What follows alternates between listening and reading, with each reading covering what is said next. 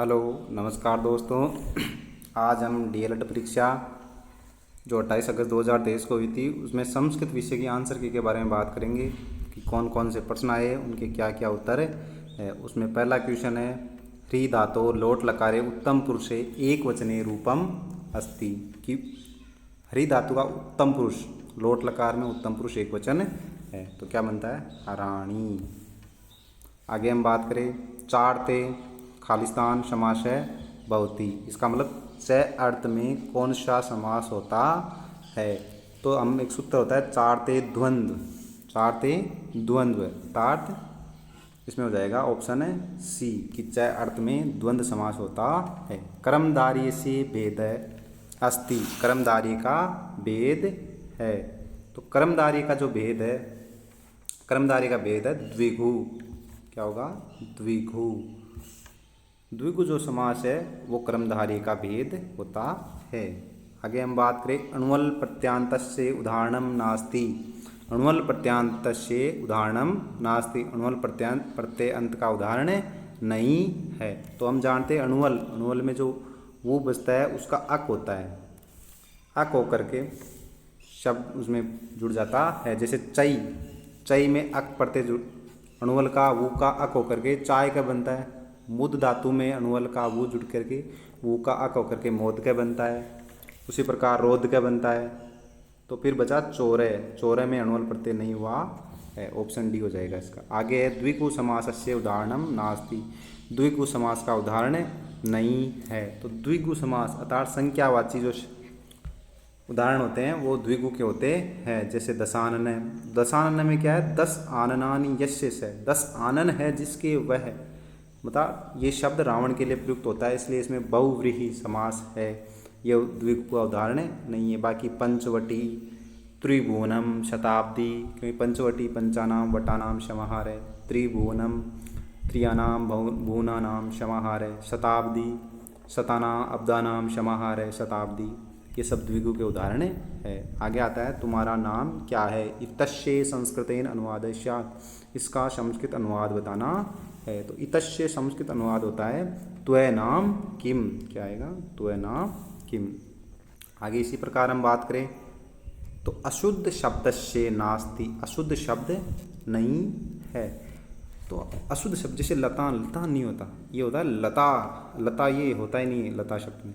लता नाम नहीं, लता नाम तो नहीं होता, लता नाम होता है। लतयो, तो इसमें आ जाएगा लतयो। लताया लतयो लतानाम षष्ठी। लतायाम लतयो लतासु सप्तमी। तो षष्ठी और सप्तमी बहुवचन में बनता है लतयो। आगे हम बात करें, क्षत्रिय प्रत्यांतस्य उदाहरणम वर्तते। तो एक होता है स्नातय, गणन, सिद्ध है, निहत्ते। तो हम जानते हैं पट धातु में क्षत्रिय प्रत्यय होने के बाद पठन बनता है। उसी प्रकार हन धातु में क्षत्रिय प्रत्यय होने से घनन बनता है। आगे हम बात करें, अंतस्था वर्णा कस्मिन प्रत्याहारे संति। अंतस्थवन, तो हम जानते हैं यण है अंतस्था, तो हो जाएगा इसमें यण प्रत्याहार। यण प्रत्याहार, ऑप्शन ए। इसी प्रकार उपसर्ग नास्ति। उपसर्ग नहीं है, तो हम जानते हैं उपसर्ग प्रय, प्रा, अपसम, अनु, अव, निश, निर, ये सारे उपसर्ग होते हैं। तो इसमें प्रय, प्रा, लेकिन ये जो प्रा दिया हुआ है ये बी वाला, ये इसमें उत्तर होगा, ये उपसर्ग नहीं है। आगे हम बात करें, अशुद्ध शब्द रूपम भवति। अशुद्ध शब्द, शुद्ध शब्द रूपम भवति दिया हुआ क्या है? शुद्ध शब्द रूपम भवति। शुद्ध शब्द कौन सा है? तो इसमें देखो गृहानाम। गृहानाम ना होकर क्या होता है? गृहाणाम। बालिकानाम, बालिकानाम ना होकर के बालिका नाम होता है। रामानाम, रामानाम नहीं होता, रामानाम होता है। चंद्रानाम, ये ऑप्शन हो जाएगा, ये शुद्ध शब्द है, बाकी सारे अशुद्ध है। इस कारण चंद्रानाम जो शब्द है ये हमारा सही है। असंगत विकल्पम चिन्वतु, ये यहाँ पूछा है असंगत विकल्प है। तो चतुर्युगम, चतुर्नाम युगानाम समाहार है, ये होता है द्विगु समास का उदाहरण है। पितरौ, ये द्विगु का नहीं है क्योंकि माता छ पिता छ, पितरौ या फिर माता पितरौ, ये द्वंद्व समास का उदाहरण है, इसलिए ये जो बी ऑप्शन में दिया हुआ है ये असंगत है। बाकी यूप दारू, युपाय दारू, इसमें चतुर्थी तत्पुरुष है, राजपुरुष है, राज्ञ है, पुरुष है, इसका समास विग्रह होगा, ये षष्ठी तत्पुरुष का उदाहरण है। तो इसमें ऑप्शन बी ये असंगत है। पितरौ द्विगु समास का उदाहरण नहीं है बल्कि द्वंद्व समास का उदाहरण है। अगला है कतिन प्रत्यांतस्य उदाहरणम नास्ति। कतिन प्रत्यांत का उदाहरण नहीं है। तो कतिन प्रत्यांत का जो उदाहरण नहीं है तो हम देखते हैं कतिन प्रत्यांत। तो हमें पहला ये दिख गया दीक्षित तुम, यहाँ तुमुन प्रत्यय से बना हुआ है, इस कारण ये कतिन का उदाहरण नहीं है, तो इसमें हो जाएगा ऑप्शन ए। आगे इसी प्रकार हम बात करें तो अव्यम अव्यय नास्ति, अव्यय नहीं है। सदा अव्यय है, सर्वतः अव्यय है, तथा अव्यय, लेकिन सा जो सा दिया हुआ है वो अव्यय नहीं है, क्योंकि सा हम जानते हैं सा का मतलब होता है वह, जो स्त्रीलिंग में प्रयुक्त होता है। इसी का पुल्लिंग में सह प्रयोग होता है, नपुंसकलिंग में तत् प्रयोग होता है, तो इसके तो रूप परिवर्तित होते रहते हैं। जबकि अव्यय न वे इति अव्यय, जिसका विभक्ति वचन लिंग में परिवर्तन नहीं होता वह अव्यय कहलाता है। वर्षम शब्दस्य तृतीया बहुवचने रूपम भवति। तो वर्षम नपुंसकलिंग शब्द है, फलम की तरह चलेंगे, फलम फले फलानि, फलम फले फलानि, फलेन फलाभ्याम फलई। इसी प्रकार वर्षेण वर्षाभ्याम वर्षई, तो इसमें हो जाएगा वर्षई। आगे हम बात करें डकार से उच्चारण स्थानम अस्ति। डकार का उच्चारण स्थान है तो ऋतु रसाणा मूर्धा, मूर्धा हो जाता है इसका आंसर। इसी प्रकार अगर हम बात करें प्रादे कति संति, तो प्रादे प्रादे मतलब प्रे प्रा अपसम अर्थात उपसर्ग कति संति द्वाविंशति। आगे हम बात करें संबोधने का विभक्ति अस्ति, तो संबोधने प्रथमा विभक्ति। जटाभि तापस इत्यत्र विभक्ति विधायक सूत्र कै अस्ति, तो जटाभि तापस मतलब जटाओं से तपस्वी प्रतीत होता है, इसका लक्षण है। इत्तम भूत लक्षणे सूत्र यहाँ तृतीय विभक्ति करता है। आगे हम बात करें जूहू इत्यत्र रूपम किम अस्ति, मतलब ये रूप किस लकार में बनता है, तो ये विधिलिंग लकार से प्रथम पुरुष बहुवचन में रूप बनता है जूहू। जैसे पठेत पठेताम पटेयु, इसी प्रकार जूहू, तो विधिलिंग लकार से प्रथम पुरुष बहुवचने। अगला है अस धातो लंग लकारे प्रथम पुरुष बहुवचने रूपम अस्ति। अस धातु का लंग लकार में प्रथम पुरुष बहुवचन रूप बनता है, तो अस धातु का लंग लकार में प्रथम पुरुष रूप बनता है आसीत आस्ताम आसन, तो इसका बनेगा आसन। आगे द्योतित इत्यत्र प्रत्यय अस्ति। द्योतित में जो प्रत्यय हैं वो कौन सा है, तो द्योतित में जो प्रत्यय हैं,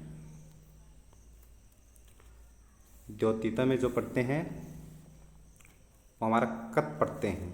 कौन सा प्रत्यय है, कत प्रत्यय, कत प्रत्यय है, द्योतित में कत प्रत्यय है। आगे अनुस्वारस्य यही पर स्वर्ण है, अनुस्वारस्य यही पर स्वर्ण है इति सूत्र से उदाहरणम अस्ति। तो इति सूत्र शांत है, जैसे शांत है का विच्छेद होता है शाम प्लस त है, तो यहाँ होता है ये जो अनुस्वार है इसका क्या हो जाता है, ये तय का पंचम वर्ण न बन जाता है। पर स्वर्ण का मतलब होता है पर में जो ये वर्ण है उनका पंचम वर्ण, तो शाम में ये अनुस्वार जो है ये तय का पंचम वर्ण न बन हो जाएगा। अनुस्वार से यही पर स्वर्ण का यही उदाहरण था, इसमें उत्तर यही हो।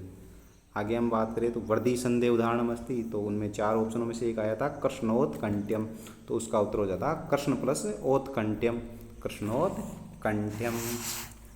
आगे शक प्लस अंधु, शक प्लस अंधु का हो जाता है शक प्लस अंधु, तो शक प्लस अंधु में कौन सी संधि हो गई, पररूप संधि। शक प्लस अंधु इत्यत्र संधि अस्ति, पररूप संधि अस्ति। यण संधे उदाहरणम अस्ति, यण संधि का उदाहरण है, तो यण संधि, तो यहाँ हमें ऑप्शन इनमें देखिए तो ये जो ए दिया हुआ है इसमें दिया हुआ है नैऋत्य, तो इसमें नी प्लस ऋतये, नी प्लस ऋतये ये यण संधि का उदाहरण हो गया।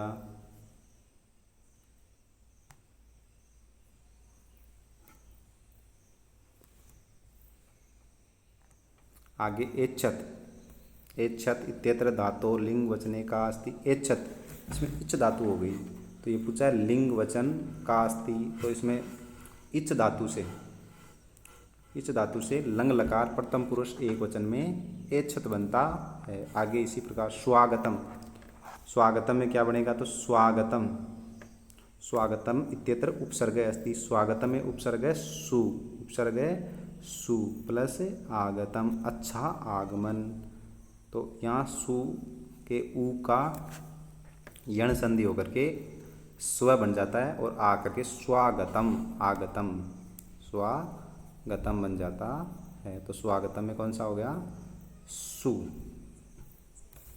आगे कारकम नास्ति, कारक तो हम जानते हैं कारकाणी, कति कारकाणी, सट कारकाणी, तो संबंध को हम कारक नहीं मानते हैं, संबंध संस्कृत में कारक नहीं माना जाता है, तो इसमें हो जाता संबंध। इस प्रकार हमने परीक्षा में आए 30 क्वेश्चनों में से 29 क्वेश्चनों के बारे में बात की। आप इनमें से कौन सा क्वेश्चन रहा है आप कमेंट करके बताइए कि 30 व 1 क्वेश्चन कौन सा रह गया, और आपको वीडियो कैसा लगा कमेंट करके ज़रूर बताइए। धन्यवाद।